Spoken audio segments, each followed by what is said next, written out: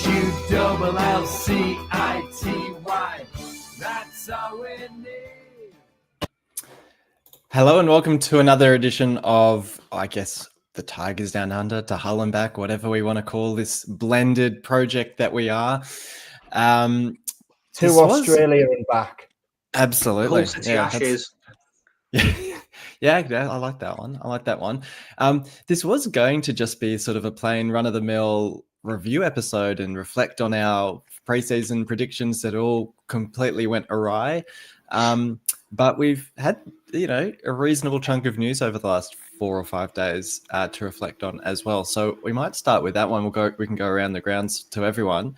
I know you guys did an emergency pod the other day about the Sayers sacking, and obviously since then we've had the further news that is also worth reflecting on with the man whose name I just cannot for the life of me remember and get right, and I don't actually know Just if I want Emre. to. Yeah, Emre. Okay. I was talking to Joe before we went to air, and I know sort of saying, well, we have to be careful. We can say alleged this, alleged that, but he was found guilty in a court of law of racist offences, given a suspended jail sentence. So we can actually just say the racist Emre. At least I will. But might go around the grounds. I'll start with the Aussie guys then, if you guys have already done an emergency pod, but we'll come around to you guys as well. I guess start with Dan and Dill, reflections on the sacking of Sayers and the leading candidate to replace him. You can take that. I guess I'll go. The sacking of Sayers, I don't understand. Like, from a purely football perspective, like results and things, and yes, there were some poor performances. I can understand the decision in that sense, but in a more holistic view of the situation, it doesn't make any sense. The guy that you brought in 6 months ago as your number one target with a remit of avoiding relegation does all of that with a squad that he inherited, and then you sack him and go, oh well, we have it's a football and philosophy difference again, and go, well, why was that difference not evident 6 months ago when you hired him? And this is, it's just a snapshot of 12 months ago when Rosini finished the season in 7th, and we sacked him over a difference in football philosophy, faffed about in the off season, brought in a coach who was realistically underqualified for the position, who then failed to deliver in the most significant way. I just can't sit. It's just been this same mistake over and over and over, and it just has left me very, very worried. I think I said maybe into our chat, our group chat, that I've never. This almost makes me feel like the albums weren't so bad after all. I was reflecting this morning that at least the Allams, for all of their faults, when it came to managerial appointments, by and large, did a reasonable job of appointing managers. So you can say that. I think as well, before I jump to you, Dill, in terms of the managerial philosophy, talking about being concerned about Sayers' style, can you realistically, after 6 months, say that you have a full grip on what his style is and what his style would look like after a preseason? I don't know if that 8-game stretch of results that they claim is the concern that led to the decision is a large enough sample size to make any sort of decision of that magnitude. But Dill, what were your thoughts? Well, I think it makes good content. Keeps us talking. So, yeah, I don't know. And I'm sort of a fresh Hull City fan as of the last maybe 4 or 5 seasons. And so the whole thing that I've seen in my short career being a fan is just not quite turmoil, but there's been a lot of ups and downs, and it just feels like this is the normal thing, new season, new manager, we'll run with it, we'll do a big transfer window. But yeah, I don't know. 15 new players in. Yeah, exactly. Fresh new faces. I got to keep up with all that. But no, I don't know. It's a sort of, you kind of see it coming in a way because of where he landed. I don't know, we got him to sort of stay above the fold, but yeah, I don't know what Acun's sort of thinking, and it's kind of hard to tell, where his head's at with it all. But sort of when you're talking about philosophies before, when you're saying that, like, I think I was talking on our pod that, like, I would see what Sayers is doing, and after the first 5 games, I was like, okay, I can sort of see what he's doing, and then the next 5 games, I'm like, oh, he's going in this direction, and then like the final, rest of the season, I got to the end, and I'm like, I have more questions than than I did at the start. So I didn't really know where it landed, but what are your thoughts on it? Yeah, well, I guess for me, it's making the same. It's the biggest concern for me, or the biggest frustration, is it's repeating the same mistakes as last season, not showing any sign of learning from them. And I know people will sort of say, well, this decision was made by committee, not just by Acun. I think his presence of personality, or his role within the club, means that if it was him saying, I don't like this style, I think the others would go, okay, yes, sir. I don't know if there's a whole lot of pushback on Acun necessarily. Maybe there is, and that's completely wrong. And maybe Dublin and everyone, and Hodge and everyone else also thought that Sayers wouldn't improve, and despite everything that we saw at Reading in his second season, that Sayers wouldn't actually be the man to get to improve us. In which case, I question why he was brought in the first place. And then I think, like I was saying to Joe before we went to air, if Sayers had been sacked, and then we go, okay, we've got Gary O'Neill lined up, or Marty Cifuentes, or someone like that, where you go, oh, okay, look, I really hate the decision, but hey, excited that we're bringing in a pretty reasonable manager who can get us to the next level. But to instead be getting, essentially going, I'd almost say halfway between the Shotter and the Tim Volta style of appointment, where it's someone who has no experience in England managing, at least. It just feels like, it's back to square one all over again, and it's going to be another season of turmoil, and, players turning us down because they'll go to a more stable club, and coming to sort of mid-October probably and going, okay, well, playoffs are definitely out of the picture and relegation's reasonably likely. But look, I'll throw to you guys now. Can go around the grounds, maybe start with Joe, or you guys can sort of chat as you see fit, but thoughts overall and on Emre. Well, I think we've all made our feelings on Ruben Sayers pretty clear. On Emre Belözoğlu,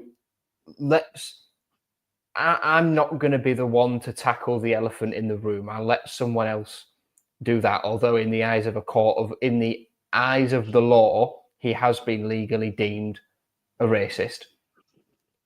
I'm just going to look at the management side of it for now. But as a manager, there's nothing to indicate that he has what it takes at this level. He has managed quite an esteemed... He's managed Fenerbahce, so instantly he's done everything he needs to do. As much as I want to sort of say something quite rude, you're actually right. That's the sad thing. And as a player, he had a very, very esteemed playing career, playing for Galatasaray, Inter Milan, Newcastle, Fenerbahce 3 times, Atletico Madrid. He's been a caretaker boss at Fenerbahce. He's managed Istanbul Başakşehir. Last season, he got MKE Ankaragucu relegated from the Turkish Super League, I think. I've not checked the dates on it because it's too late and I can't be bothered. And now he has Antalyaspor sat 12th in the Turkish Super League with the 3rd worst goal difference in the division, I think. So there's nothing to say that Acun there is going to get the attacking football he wants. And it would just... If the reason he has sacked Ruben Sayers is to go out and get another foreign manager who's never managed in England before, who doesn't know the league, with a fundamental flaw in his personality, we are all of a sudden back exactly where we were last summer. And we are even more stuck in this cycle than I think we are. which is really, really quite alarming. And just on the sort of the racism side of things, what a deplorable human being. Can I just ask, so Antalyaspor, is that where Cynic Yes. either came from or Yes. went back to? Look, say what you want about Emre, and I think he's a deplorable human being, but Cynic went there on loan last season before, and actually played games of football. So the man is a miracle worker. The monkey's paw is to get Cynic to play football, we have to hire. Yeah. The man's a miracle worker. Emre Belözoğlu wasn't the I'll manager. sacrifice Cynic on that one. Okay. So he wasn't, okay. He wasn't the manager. He's only been there since January, so we would have to pay to get him out of that contract at Antalyaspor. Can't even take credit for that. I was trying to find some silver lining about his managerial ability. Didn't even get Cynic playing football. Never mind. Oh dear. It's worse than you thought, Alex. We're at that I'm not stage, even. aren't we? I'm not even really convinced that Cynic's actually a footballer. Just as a side note, he's just a guest appear. He's just making guest appearances in the club, not even on the pitch. I would say he's not even doing that. Notable players that Emre Belözoğlu is working with at the moment: Musa Cennepo, formerly of Southampton, and Andros Townsend. Blimey. No one else I've heard of looking at the Wikipedia. Not a clue. Yeah. I don't want that piece of shit at my club. I'm just going to say that there. I'm just going to put it out there right now. I don't want him at the club I support. I've supported this club for God knows how long, too long, I think, at this point. I can't, in good conscience and in good faith, continue supporting the club properly if he's the man in charge of it. Would he be the most controversial manager ever? I was trying to think, like Terry Dolan was a bad manager. He was bad, but he wasn't controversial when he was appointed. No, from the moment of appointment, Emre would be instantly number one. Yeah, 100%. he's already public enemy number one, isn't he? He's already public enemy number one of Hull City. Yeah, the owner. I mean, I'm going to disagree on one thing that Joe said, that we're going in circles like we did last year. It's worse. Is this a lower actually circle of help worse for you, Chris? Yeah, I'm gonna try and stay calm tonight, guys. Just so you know, the wife's in bed upstairs, so I'm gonna be here. But this is, I calmed down. You know, I did calm down. I had a lovely day. I've had a nice day until about 3 hours ago when Mike White did that tweet, and then my head just flew, and I was snapping at everything that was going around. I was acting like a right big kid, just kicking off at everything, just not being happy.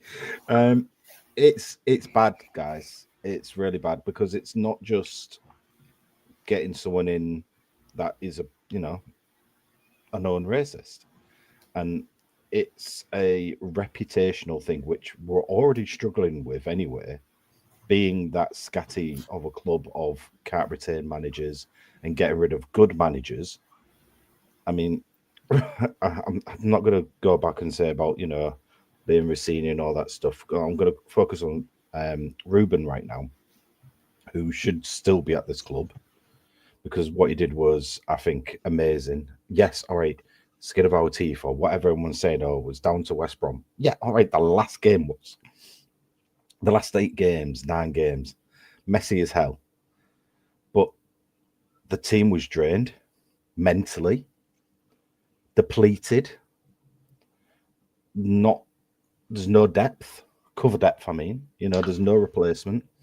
He had to do a hell of a lot of work, did Ruben, just to keep us in the league. And he did a really good job at that because you could just see none of the players would not play or do anything at all for, well, I don't want to say his name. Someone say it for me. Tim Walter. Thank you. It's like a curse word to me. Everybody else who doesn't know, it's like saying Beetlejuice 3 times. If I say it, I just implode. And the players you could see during their interviews and things like that during his reign, everyone was just done in. And Ruben had a massive job to turn that man management mentality, player mentality, the fans, you know, he had a lot. And he did it. He did it. He kept us in the league. He did his job. He was brought in to just keep him in the job. And what's even more annoying is like, with Acun, when he turned around and said he wasn't like, with respect to the German, I'm going to say, he wouldn't have cared if the German got us relegated or anything like that. Because let's be fair, he was going to keep him. The only reason why he got rid of him was because of that, how the fans were at that Chef Wednesday game. And if the fans weren't that bad at kicking off about like the full process, I guarantee the German would still be in charge. And even if we got relegated, I don't see Acun would have got rid of him just because it was his appointment. And I do feel really bad for Ruben and his staff. They didn't deserve to leave. He needed a pre-season. He needed depth adding. I mean, the interview today on Homeside Sport that was brought up, there was a guest come on called Paul, and we're going through all the stats, you know, talking about like how defensively more secure we were, you know, where we would have finished mid-table. And the one thing that he never had, though, to help us get further forward was anything in the attacking sense. And it's true, we had no striker. I mean, yeah, all right, we all love Unk. We all loved him. But Unk was not an answer. Unk was just a small plug, let's call it, for now. He was a free And signing that we thought he would was a make half free a dozen signing. appearances. Yeah, exactly. And that's the thing about Unk. Like, I wrote him off before even anything. I said, well, you wouldn't see 90 minutes throughout the full season, let alone one game playing 120 minutes. And, you know, being one of the most favoured players at the club this season. So it just goes to show how desperate, in a way, we needed a character up top, even though, I mean, 6 goals isn't really anything. And you can't really state that we've had anything up top. So what Ruben's done with the team he inherited, the injuries he inherited, I mean, even the January transfer market, let's be fair there. You got players in. What happened to them? Injured. So he didn't get anything extra. And it's so bad to see the situation. It's embarrassing as a fan. If anybody starts speaking to you from the outside, they're going to look at Hull and go, you've just got rid of your second good manager. You've just done it by the skin of your teeth. You get rid of players on the cheap. You're also getting in a racist manager that everybody hates. That's been proven by law that is a racist. You're just going to be the laughing stock. It's just so upsetting. Sorry, guys, I know I've just been talking for a while now, but when you add all those things up, you start to see that Ruben wasn't an issue. I'm not going to go into depth about individual players during this little spiel I'm on about now, but all I will say is the players were mentally drained, and we all could see that because they broke the unbreakable players. And it's all going down to the man who doesn't know much about football but knows more about media and marketing. Because he has brought fans back in. He has done a lot with respect to the club and trying to do that one family, one dream situation, but it's not one family, one dream coming out anymore. It's not one family, one dream. and one nightmare. It's not one family, one dream when there's a divorce every 6 months. I was about to say we've got a whole lot of stepmummies now. Exactly. And it's so bad to say that we're in this kind of discussion right now. Now, I'm hoping, but then again, I was hoping that Ruben was an April Fool's. So I'm hoping this is even worse and it's a sick joke, because me personally, along with a lot of the fans, are going to be... if he comes in, I guarantee it's going to be Acun out from everybody. I think it already and is. that's the thing. I think it already is. I think the issue Acun's got now is that he's even considered him. The fact that he's considered this guy, if he had any integrity about him and he wanted the best for this football club, he would have never even been in thought, never in discussion. He would have been absolutely not. This didn't happen to him. But I think a lot of people are waking up now. I think the wool's being pulled from the eyes. I think Acun clearly has this burning desire to bring in some Turkish connection, some Fenerbahce connection, some whatever it is. Players, managers, he's desperate for it. He wants it. First chance he gets, they're in. What's the excuse? Style of play. What style of play are we looking for? Can anybody tell me? Because every single manager who's brought in has been completely different. It's certainly not the third worst goal difference in the Turkish Super League, is it? If we go through them, so obviously McCann wasn't his manager. He got rid of him anyway. Shotta, what was his style? Does anybody know? Bad. McCann Like that also- was zero.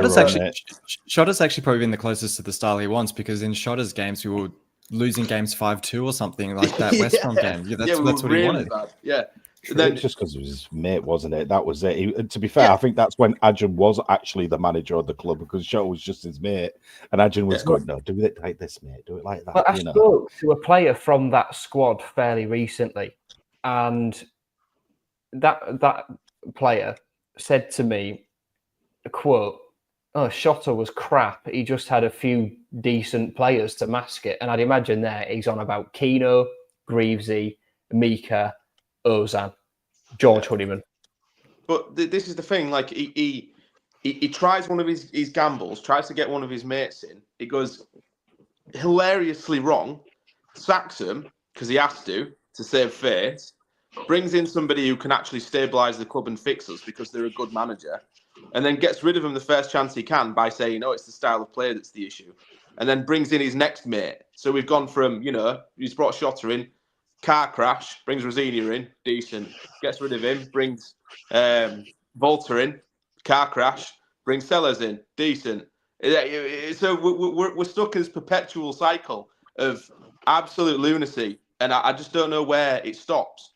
When do we actually sit here and say it's very, very clear that he does not have the best interests of this football club at his heart? He is purely serving himself and what he wants to do in terms of vanity by bringing his friends in and bringing in any Turkish player or Fenerbahce player connection he can to the football club to try and hope that some miracle happens and we just fast track to the Premier League within one season. There's no stability. Every 6 months we do an entire squad overhaul. It's looking like that's going to happen again. Like Drame, Alzate, Puerta, they're all going to go. And what player would want to stay? Because look, the player turnover at this football club is hilarious. Why, as a player at this club, would you say, "Yeah, no, I see this as being a project for the next 4 or 5 years"? You don't, because you don't know who you're going to be playing with in 6 months' time. You don't know who's going to be your partner alongside you. You don't know who's going to be the manager in 6 months' time. We are genuinely the laughingstock of the entire football league, national media, the podcast chat that I'm in with all the other team contributors and stuff. They are genuinely laughing at us every single day. It is so tough to be an Hull City fan at the minute. And where is Acun? He's still not said anything. We've still not heard from him at this point of the season. He hasn't come out and said anything about Sayers. I wasn't even on the episode about Sayers as well. And genuinely, lunatic decision. He's been given a squad that was still reeling from the summer, which was Acun again, playing with his Fenerbahce toy. 8 out of 10, mate. Yeah, he had no attacking players. The 2 attacking players we brought in January, Matazzo and Barry, that looked like they could do something, injured. So we've got an attack force of 38-year-old Nordin Amrabat, Carl Joseph, who's clearly League One standard at best, Mason Burster, who he played as a winger, and then Abu Kamara, who's probably playing below because his heart's at Pompey.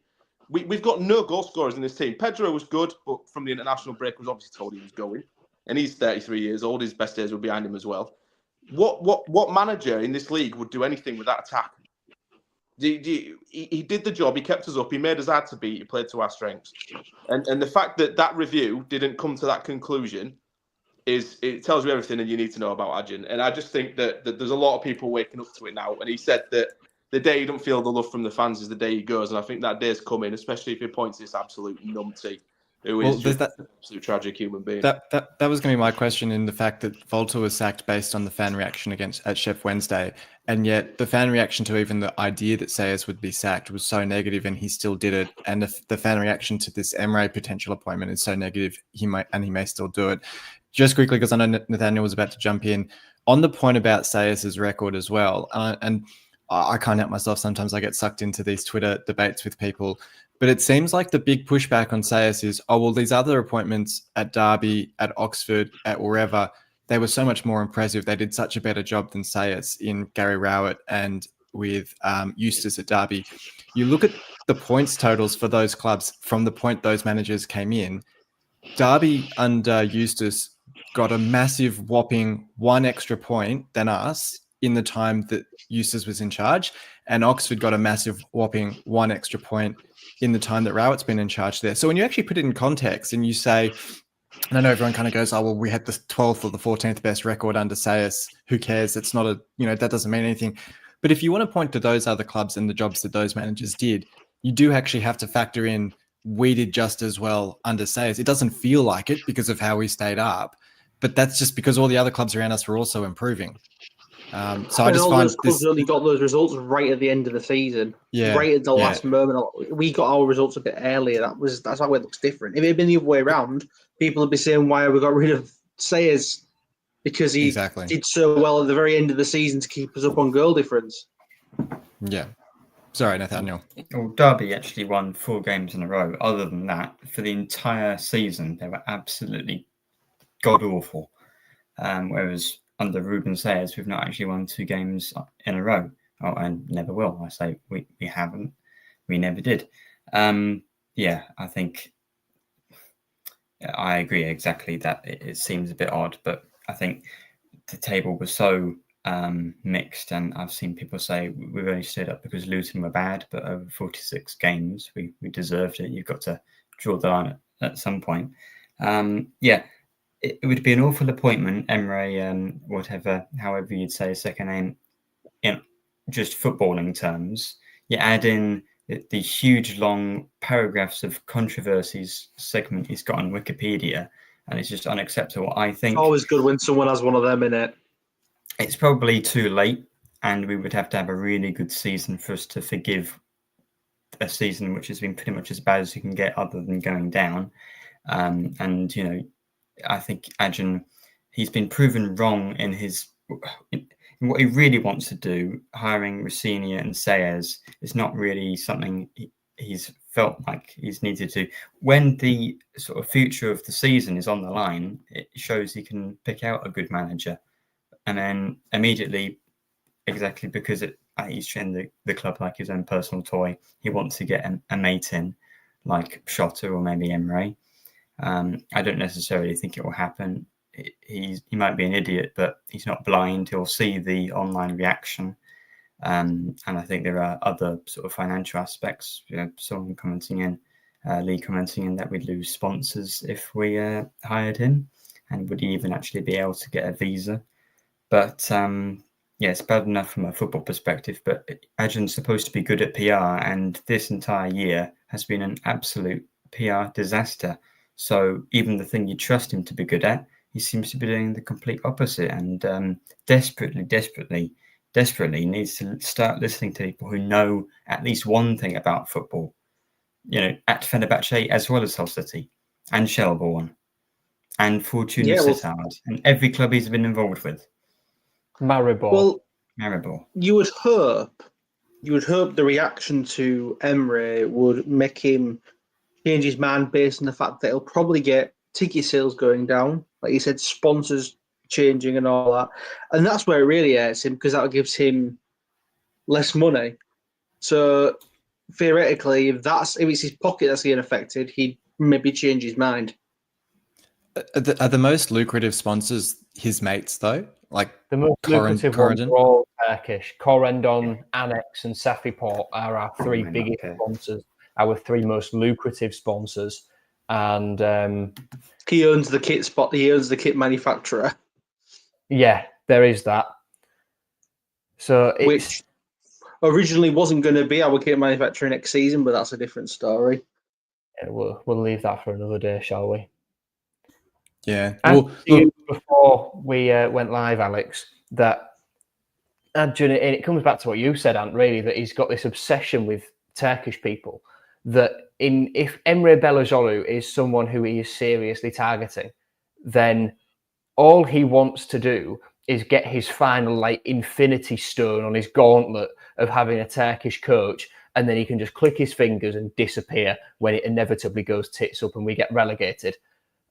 Because with the strength of the championship next year, without the right appointment from the get-go, and when you consider how long Acun clung on to Tim Walter, we could well be relegated by the time he replaces.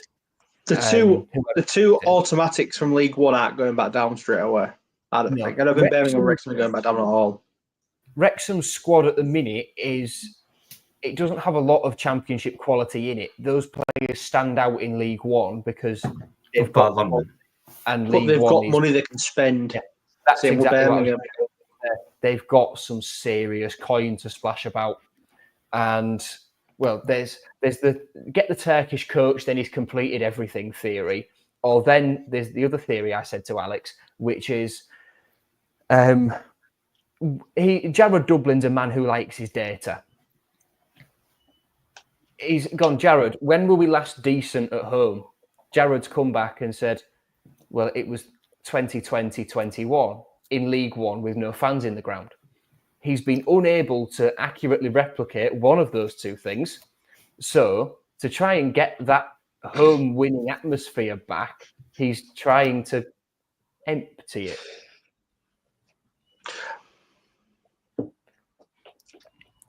I like that one. Yeah, I was going to mention that one. Can you tell I'm tired? Yeah. I was going to say here I'm mental. Well, I'm going to stop talking. Move on. I was just going to say I'm conscious we've been going for half an hour, so I'll throw back to you guys, Dan and Dylan. We can do an around the grounds on, I suppose, try to put a positive spin on the season that was, maybe reflections on the season overall, but then maybe cap it off with favorite moment of the season or favorite goal of the season. But it's been sort of, Dill, as you were saying, I mean, it's been such an eventful season, as it seems to be every season for City. When you kind of cast your minds back, I was watching our preseason predictions yesterday just to get myself refreshed for this episode, and you think, blimey, it was only 9 months ago that we were, there was talk that Tim Walter would resign in pre-season because we weren't making any signings. And at that point, I think we'd only signed Cody Drame, and I think Marvin Mellon was on his way in. And that just feels absolutely years ago now. But maybe, Dan, starting with you, just like a reflection on the season overall, what went right, what went wrong, and then, favorite goal or favorite moment to have some sort of positive spin on this, if we can find it. Look, I guess my overall thoughts on the season are that it's awesome that we managed to scrape by and get survival with a season that included 3 ACL injuries in our squad, which is absolutely mental. Like, I don't know how that was missed in the end of season review. Like those are huge mitigating factors from, like, the 2 big wingers we brought in at the start of the season, the main centre mid that we brought in, attacking mid that we brought in January, we lose all those players. So to actually still manage to survive, I think is impressive.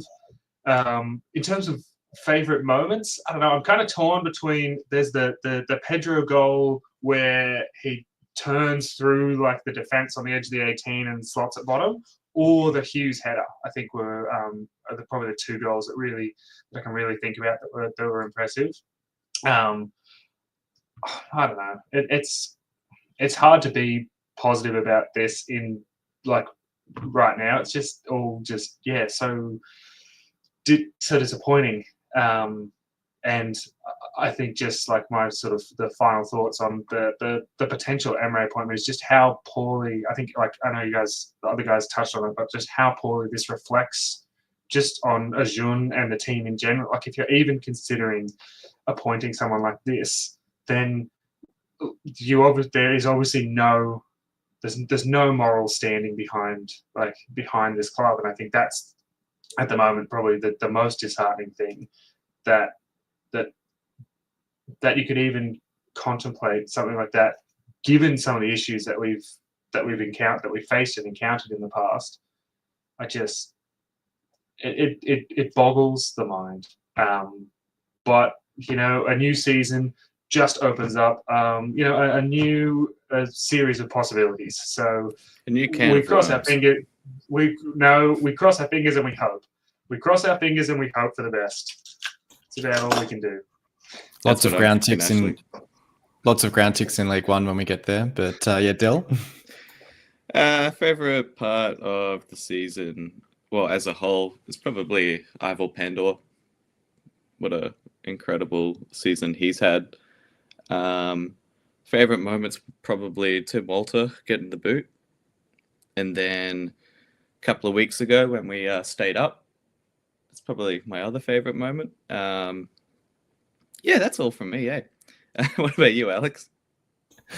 I think talking goals, Matt Crooks' opener against Sheffield United and that win in general, I think is probably highlighted the season for me. Yeah, actually, yep. Just in terms of unexpected result. I think we wouldn't have seen that coming going in for sure. But also just it's and I've said this before, like seasons come and go, and it was the same thing I said about last season with Rossini, where we say, look, it was a disappointing season in the end to not make the playoffs. But for me, when I look back on seasons, it's always games within seasons that you sort of remember and that you can cast your mind back to. And so Sheffield United, at least that 3-0 win will stick with me as like that was a great win for the season. So I'd say, yeah, and the Crooks goal as well itself. I think just reflecting on this, I think Dan sums it up perfect. Like to have 3 ACL injuries in a single season is just utterly bonkers. And this is as a club that has had crazy, from Ryan Mason's head injury to Snodgrass's knee dislocation, going all the way back, Jimmy Bullard's knee, although I think we knew about that one going in, so that's probably not as unexpected. But we always seem to find a way to have the most ridiculous injury record. And Barry going down with a season-ending injury, Crooks in and out of the side with his fitness issues, Pedro's 3-game suspension. Like there's just so many chopping and churning of the squad that happens beyond even just Acun buying another set of players. I just can't fathom how any manager, and this I think also comes back to the overall point about attacking football, where we've had a stable defense basically since the League One days, and we had the 4th best defensive record under Sayers. We have not had a stable attack at any point in time. How can you expect attacking players to develop style, to develop connectiveness with each other when you have no consistency? And we just, it's basically roll the dice, bring in a new 6 or 7 players, bring in a new manager. Oh, it hasn't worked. Oh, we have to replace it, start again, rather than giving them time to bed in properly. And I think we saw flickers of it under Sayers. We saw the Sheffield United win, and I think there was potential there, but we're starting it again. Look, I'll throw to you guys for reflections on the season, and then we can probably look at a few of our pre-season predictions after that one. So I'll throw to you guys.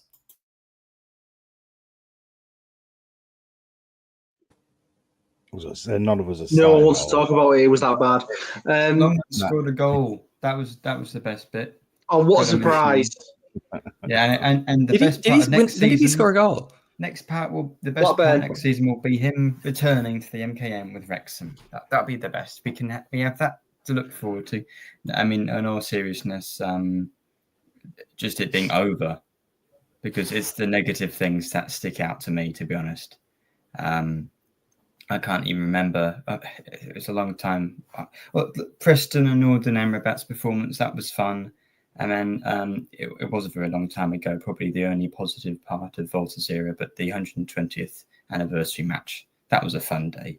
And seeing Mohamed Baloumi and Miller playing well, actual wingers, that was fun. So maybe that was the best memory at home, because you mentioned the Sheffield United one. I think the Leeds one deserves a bit of a shout out as well. I was about to say that one. That was the game I was going to bring up as well. Yeah, the Leeds game at home. Yeah, you couldn't have actually had a better team to kind of have that back and forth with, especially at home, could you really? Kamara's finest hour. Yeah. Do you know what? For the lad, and everyone who's watched the show knows how much I was slating Kamara, and I still don't think he's up there. But that was in the middle of a bit of a crazy session, wasn't it? Is for him as well, because he had that tweet that upset everybody when he was talking to his mate, and they had that press conference, and he came out, and then obviously the next game he comes out with different head and ends up being a hero for the day, especially against one of our rivals. So that was a memorable game. I'd say goals wise though. Though you brought up about Cruxes at Sheffield United, which was a great game as well, because it was just so unexpected. I think everyone's mentality went knowing that it was going to be a bit of a loss or cross your fingers for a draw, but the win, one of the very few games he played, Matty Jacobs' goal on his little side half volley, which, guess what? Is a left back. Would you believe it? He's a left back, gents. We actually had, and he played, and guess what? He scored. It's like, and then never saw again. Against a team who's probably going to go up. Yeah, against the team that was probably going to go up. You can't write it, can you? But no, I was really happy for Matty Jacobs in that game when he had his goal, mainly because he kind of crafted it as well with his run. It wasn't just a case of like, oh, the ball's at my feet, there we go, let's have a crack. He actually did the movement to get there, and little things like that, especially from a youth player, that on a player that probably won't ever get the praise or the mention. I think little things like that make me love Hull, but right now it's obviously really, really hard. It's really hard to love them. But yeah, that was I'd say one of my highlights, I guess, as well, that goal. So obviously it's both games, the two main games in my eyes, that got brought there, the Leeds and Sheffield United. And yeah, it's just I wish every game was a bit like that, I guess, throughout the season. There's your exciting football there, Acun, by the way, because those games were bloody class. With consistency. There was a few moments, like you say, you once mentioned it. I think the Pedro at Bristol doing that bit of genius to score, and then within 30 seconds decide to 2-foot someone and get sent off. That's just magnificent, almost. I deliberately left that part out. All right, I deliberately left that part out of the story. Joffrey's, it was only consolation, but his goal against QPR, I think it was against QPR, when he just volleyed it from about 30 yards and it went off the bar. Ivor Pandora against QPR as well in the away fixture in that first half. He just made about 5 world-class saves in the first 10 minutes, and somehow we got out of that with a win. I don't know how, but it's just so many. Like, somehow Puerta managing to wriggle past 2 defenders on the byline and somehow get the ball underneath the keeper against Oxford as well. Still not quite sure how we did that, but I think it's Leeds. It's that fair. It's coming back against Leeds. I think just because I think most of us went into that game expecting just possibly a bloodbath, and it was superb performance all round. Yeah, for me, the season as a whole, I think even the most optimistic of City fans only expected like mid-table. The players that we lost, the summer that we had. I mean, we were writing off the first month of the season is just absolute lunacy at any level of football. We didn't give ourselves a fighting chance, really. We didn't bring in any real quality. We said all summer we needed goal scorers. We didn't really bring any in whatsoever. We hung on to Tim Volta for too long, far too long. Should have gone so much sooner than he did. I'm thinking Oxford away was probably the moment where it should have ended for him. But Acun, for some reason, had more belief in his style of play than he has any other manager, despite it, heading into 24th place in League One. So yeah, he was, I think, the massive decision that sent us on the way to a really poor season. Sayers had next to nothing to try and repair the state that we were in.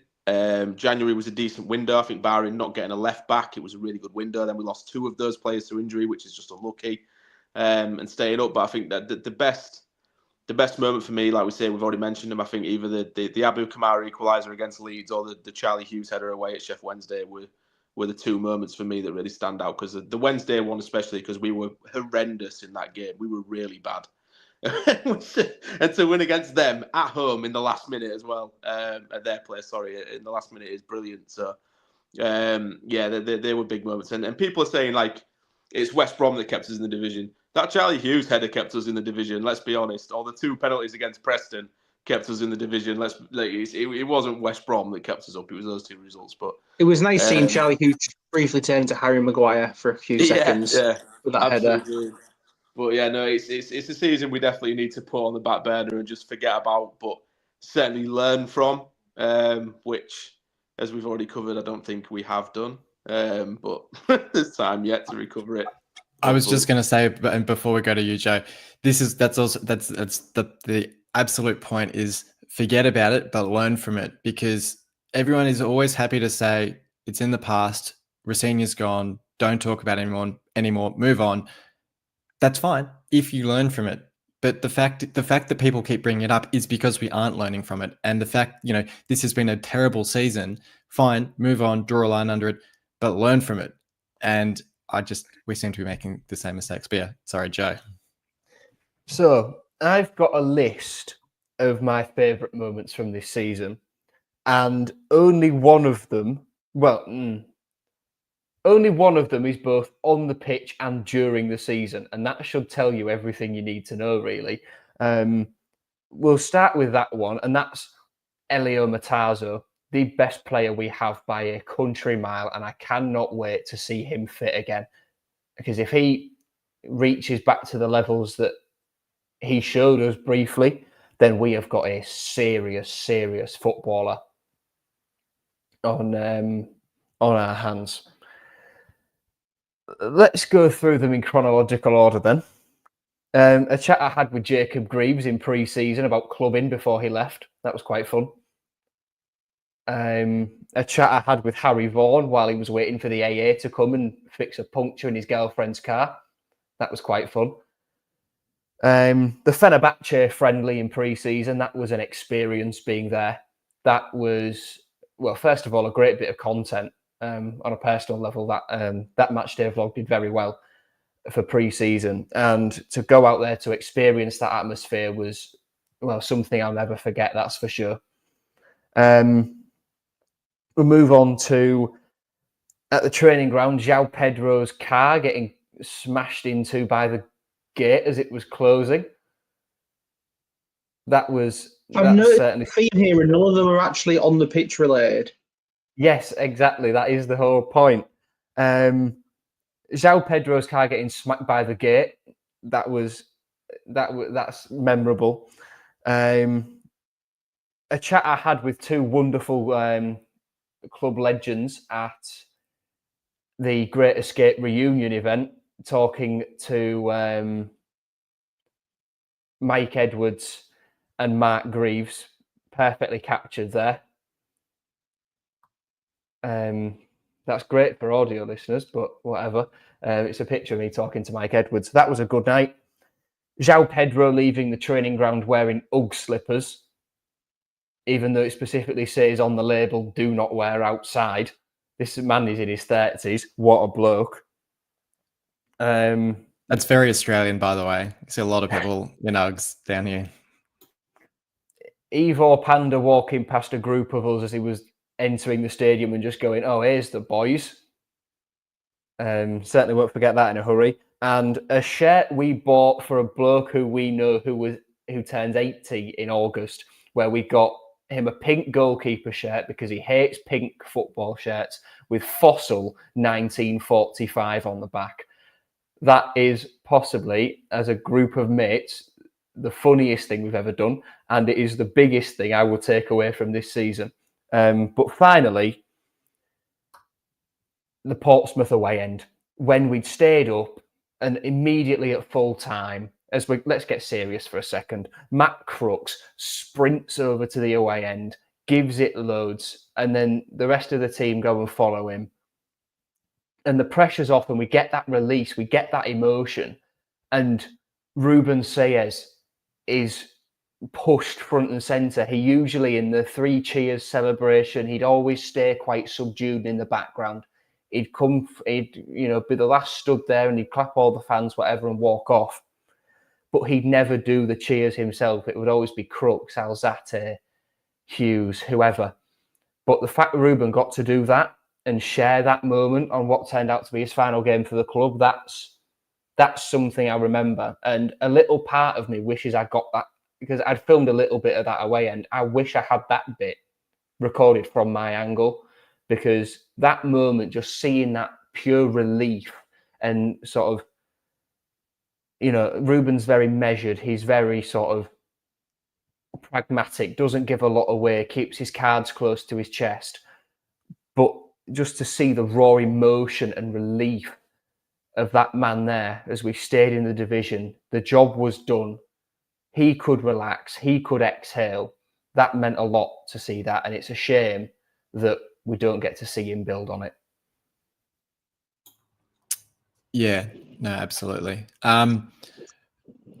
There was a few mentions there for a certain player as a highlight of the season. So, Joe, if you want to bring up the screen, we do our votes every week over the course of the season and voted for our player of the season, which this year has gone to Ivor Pandor. Interesting, some of the names there that came close in the votes. Kamara, Coyle probably had less than perfect seasons. I think some people were quite disappointed with how some of those players performed. I think Kamara, to be honest, probably got as many votes as he did because of by virtue of the fact that he played the vast majority of the season, as opposed to our other wingers. He did finish the season with our most goal contributions, it must be said, so good for him. Coyle, I think, picked up most of his votes earlier in the season when he was in better form. But Panda, I think reflecting on our preseason predictions, where I think at least a couple of people had him down as their potential flop for the season, has really... is that background noise me? I don't know. I don't know. Apologies for that background.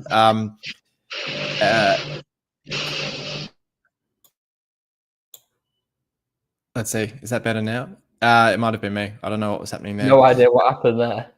But yeah, I think the fact that Panda started the season, or I should say, played over preseason to the point where Acun and Volta thought we needed to bring in 2 new keepers to potentially replace him, but has seen out both of them and has finished the season as strongly as he has and kept us in a number of games with his saves, is fully deserving of our player of the season.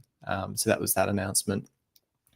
But we can talk now about those preseason predictions overall. I think, like I sort of said at the start, it's a bit difficult because we did the preseason predictions at the point where I think we only had 2 new players on the book. So some of our predictions, such as top scorer, signing of the season, and so on, are a bit more difficult to reflect on. Those predictions are horrible for top scorer, by the way. Yeah, I think we all went for Estepinian, didn't we? Well, how do you want to do this? Is the way to do it, I think, because, like I've said, I've got these all in front of me on my screen now. Yeah. So, are we doing a slow reveal? Who said what by each one? Yeah, I don't know the best way to do it, because I'm also conscious if we go around the grounds on each of them and reflect on each of them, it's going to take another probably 50 minutes to do that. So I don't know whether it's worth just bringing up on the screen and then maybe we can just shout out individual things that sort of stand out for us in terms of the predictions. So for example, I know Mike's not with us. Mike had us finishing 20th for the season. I think he was closest to the pin. In terms of everyone on the actual podcast, I think Dill, you had us in 18th. which at the time probably sounded awfully pessimistic, but now comes off outrageously optimistic. But yeah, maybe we bring it up on the screen. Flops of the season, I think, where we had Ant and Dan both had Panda. Will and I had Seri. I don't know, that probably counts. And then Joe and Nathaniel by default having Cynic. Both win that one by default. Oh, well, we got that right at least. But that was pretty easy. I mean, I think that's a pretty safe one. I think me and Alex are avoided there because he didn't even play a minute for us. Yeah. So I think Panda's probably the one there that was harshly dealt with. I'm going to claim with most improved that I actually had a very good shout. I think we had Dan and Ant went with Giles, which I think categorically I think that was more wishful thinking than anything else. I disagree. He improved dramatically when he left the club. Yeah. In the sense that he was no longer fucking up our season. He actually didn't. He's hardly played for Borough because he was awful when he first went to them. In response Great goal, to about though. 3 or 4 goals, including an own goal, and then has been benched since. I'm sure he's played about 6 minutes in the last month or so. I'll be quite honest. I cannot believe he's not playing shit for us, so that's an improvement in my eyes. I can't believe me and Joe said Longman for most improved and Nathaniel didn't. He can't improve. How could he ever get better? You can't improve on perfection, can you? Yeah, precisely. And Nathaniel said Simon. So I mean, Simon's at the start of the season was actually looking all right with how he was scoring. He scored against Derby, and who was the other one? He scored 2 games in a row, didn't he? Burnley. I think Simons right. as young player of the season is quite valid, but then we loaned him out. I mean, Simon scoring against Burnley by default is a ridiculous achievement considering how many goals they conceded. But I will say, I think McLaughlin from me was a reasonable shout in the end. Played his most games in a season for us, filled in at left back reasonably capably over the season. I think at the time I was thinking he was going to be our new Harry Maguire, maraudering centre back under Volta, but I think in a roundabout way it kind of worked out reasonably well. I don't know, Joe, do you have I know you had a graphic done up, well, not a graphic, but you had I've got a spreadsheet. Yeah. So, might be easier for you to share yours. So flop you've done. Just let me mark them. So you've done flop, done most improved, and final league position. Yep. So player of the season. Me, Nathaniel, Alex, and Ant. Oh man. All said Abdush Amer. Again, I think wishful thinking, but yeah. Which at the time shouldn't have been as dreadful a prediction as it has turned out to be. Who was actually on the episode, Dan and Will, you both said Alfie Jones. It's not much better. It's a better answer. I'm not saying it's a good answer. No, it's better, isn't it? But that's obviously, yeah. It's still nothing. Top scorer. Nathaniel, Dan, and Ant all said Oscar Estepinian. He scored though, didn't he? To be fair, he did. He scored. Alex, you said Abdushamer. And Will, you said Ryan Longman. Yes, he scored. Got more than Joseph. He did. He did. And he played like 3 games, didn't he? I think that was probably purely based on the fact that Longman had a good pre-season. He did actually, yeah. Then he got that injury, didn't he? And then he got injured. This pre-season episode I think was before I want to say it was before the Reading game. Yeah. To anyone listening, we had like no players at this point. Yeah. Like none. We had signed Giles, Drama, and Malem. That's it. Well, if someone had got João Pedro correct, then I mean, we're not even signed the him lottery at this point. numbers. I mean, if someone pulled out a Stephen Alzate, then fair play.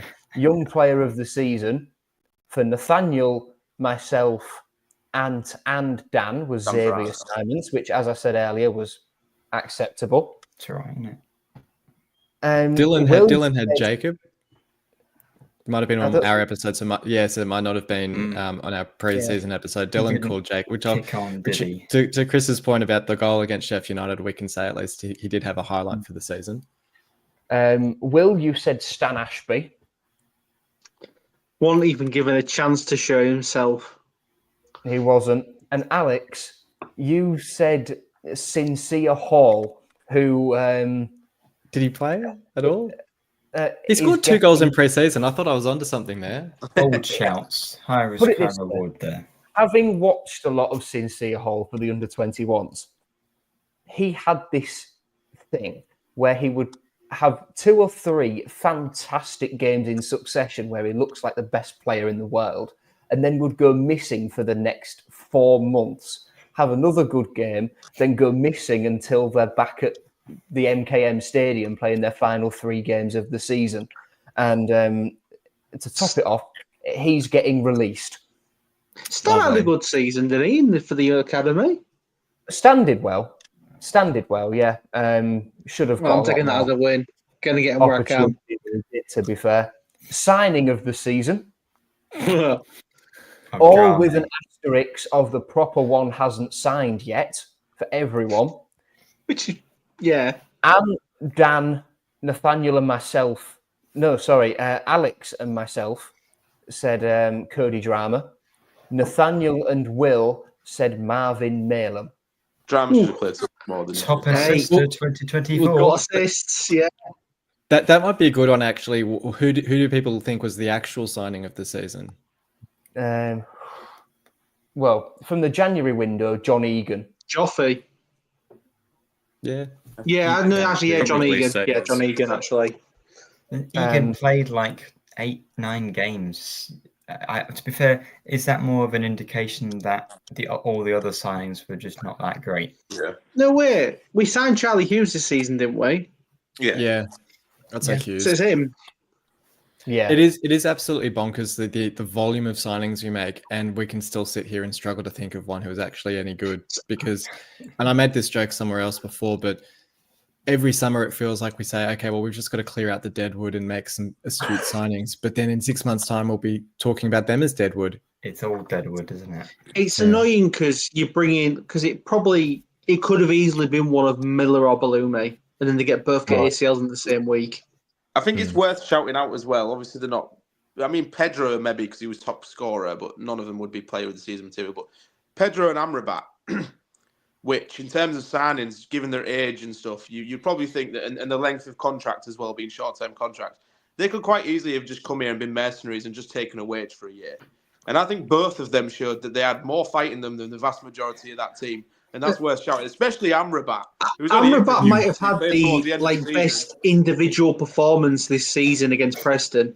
Yeah, brilliant. He's a madman. Great game. The If skills every single player on the nonsense, team put the same effort and application as those two in, for the vast majority, maybe Pedro pre-international break, we'd have been nowhere near the bottom 3.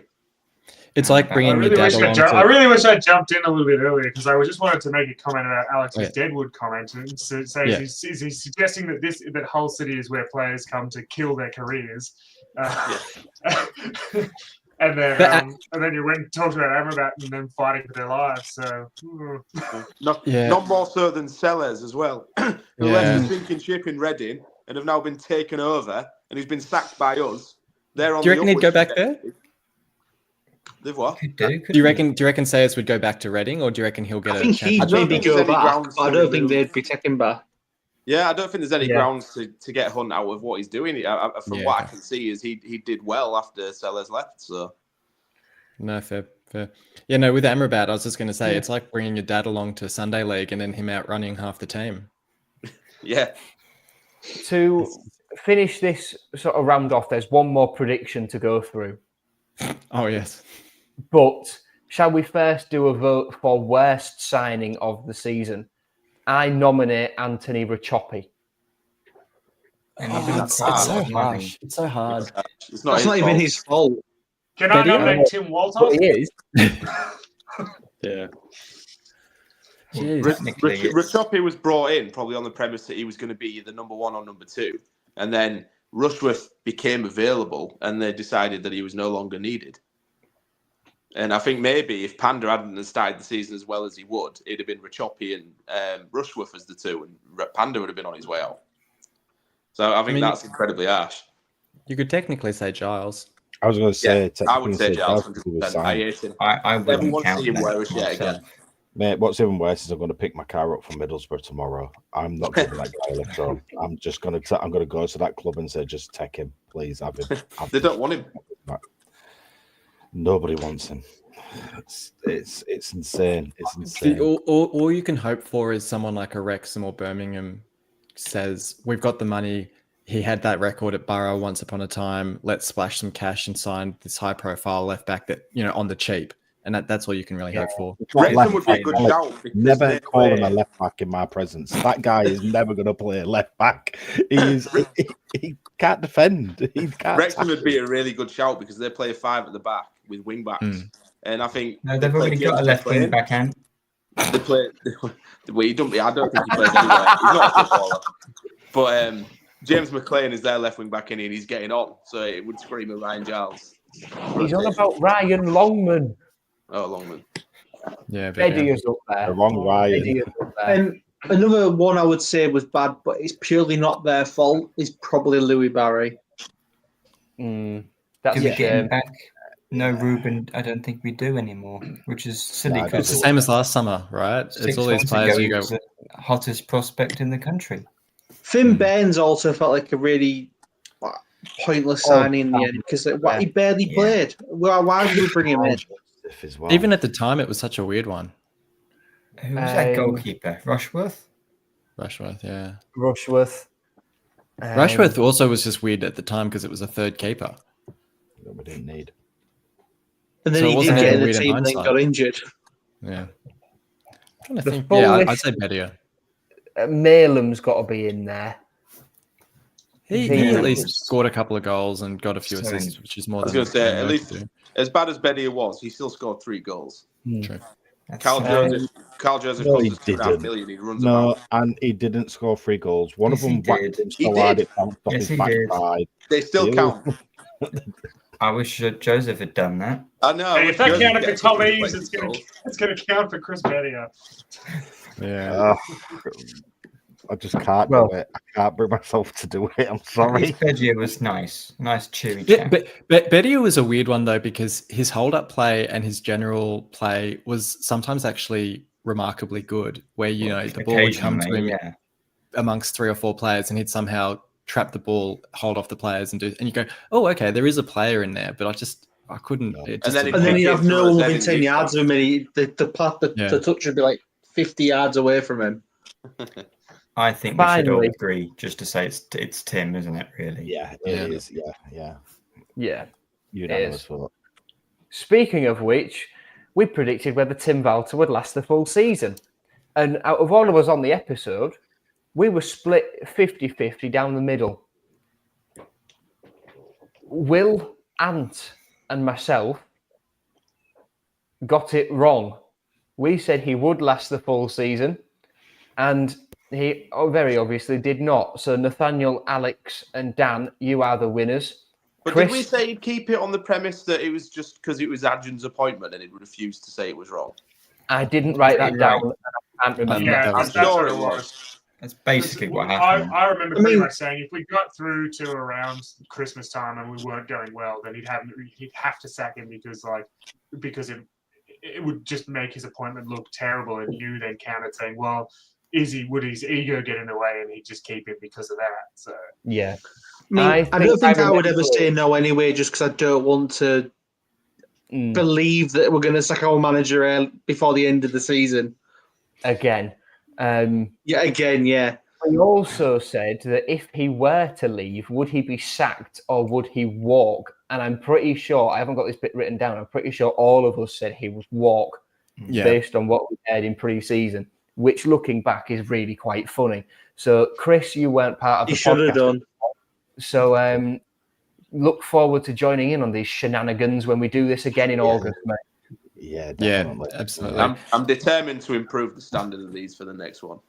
It has to happen at some point. I mean, we're always Maybe we should just Just- leave it a bit until the transfer window's I was done. just gonna say. I mean, if you want the standard of the predictions to be better, we either need Acun to pull his finger out and make signings before the window actually closes, or we do the preseason predictions halfway through the season.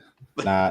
Look, you don't predict the next manager. You predict the manager after that one because that's what you've got to find out. Because I Yeah, guarantee if Legends picking this one, Will this manager last longer than 6 months? Nah. I don't think that's a fair question because the odds on that are just too short at the moment. Printing money. Hey, I think I used up all my That's prediction crazy. ability last week. I said Delap would be our best player. Oh, don't. Yeah. But, Hey, look, before we sign off, because we have been going a bit, and I'm sure it's past your bedtimes, boys. Definitely past the fan. Yeah, It was 3 hours ago. keep an eye out. So next Monday in Australia, so Monday morning for you guys, I'm actually on Mastermind Australia, with my special subject being Hull City. Ooh. So I'll try and tweet it out when it comes up. I don't know if it'll be possible to watch the full episode over there, or they might put the clip up or something like that. So I'll try and alert people when that comes out. But yeah, keep an eye out for that on Monday. And then also, just as an announcement for our podcast, I think it's all but certain, quite likely, coming into the next season, that will be our last season for the podcast. I think real life's starting to get in the way for a few of us, just with little ones running around and everything else. We could end up having a hugely thrilling season, get to the Premier League, and we'll find a way to keep going. But I think all signs point to it being our last season. So I thought I'd just make that announcement here. I know it's buried at the end of this episode, so if people have made it all the way to the end, kudos. We'll make a similar announcement when we do our preseason predictions on our podcast, or with you guys next season as well. But yeah, just wanted to shout that out as well. But look, a massive thanks everyone for coming on for this one as well. Nice to reflect on. Well, I wouldn't say nice, but it's nice to have a few laughs at least as we reflected on that season and how everything went, and trepidation for what's to come, I suppose. Man, what else can you do at the moment in times like these but find a way to laugh? You don't laugh, you'll cry. yeah. Yeah, absolutely. Well, Hey, if look, anybody else wants to cry like we are, just like and subscribe so you get this over and over again. Because we're going to try and get this a bit better, like we said. But my God, you've got to be here to witness it. So it's going to be another season of just craziness by what we've already witnessed 1 week after the shenanigans of the season finishing. It's been a week, and I'm already drained. And it's never dull in Hull, is it? Never dull in Hull. No off season. But look, thanks all for jumping on, and thanks everyone for watching along as well. But we'll be back next time. I think it's on Joe to sign us off. I believe it is. Thank you for tuning in, everybody. And yeah, goodbye. Up the Tigers.